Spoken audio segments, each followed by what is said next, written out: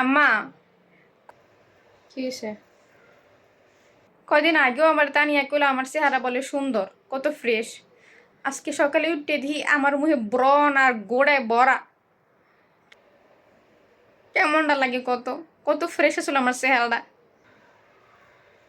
তো ওই তো না, তোরে যে আমি কই যে তুই সকাল আর সন্ধ্যাবেলা তুই তোরে জারফুক কর, সুরা ফালাক, সুরা নাস আর ইখলাস পর, তুই তো ফরস্তা।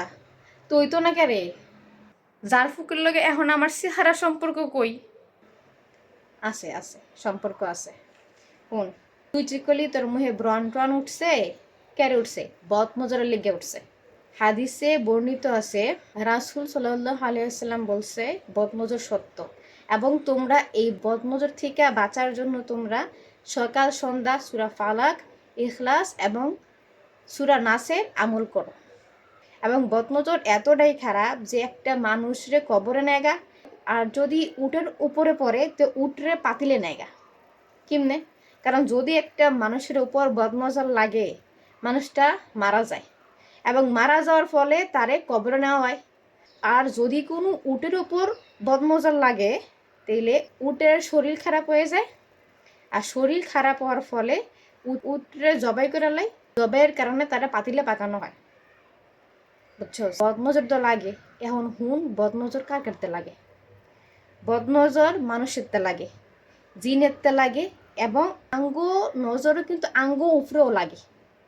আর জিন থেকে যে আঙ্গ নজর লাগে, এই যে আমরা যখন বাথরুমে যাই, আমরা যখন জামা কাপড় পাল্টাই, বা আমরা যখন আয়না দেখি, তখন কিন্তু জিনের বদনজর লাগে।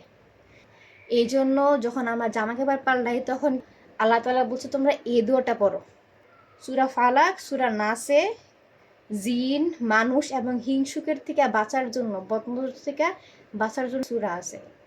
নবী সাল্লাল্লাহু আলাইহি ওয়াসাল্লাম আগে অনেক দোয়া করতো, কিন্তু যখন সূরা ফালাক আর নাস নাজিল হয়েছে, তখন থেকে নবীজি ওই দুইটা সূরা দিয়াই নিজেরে ঝাড়ফুঁক করত।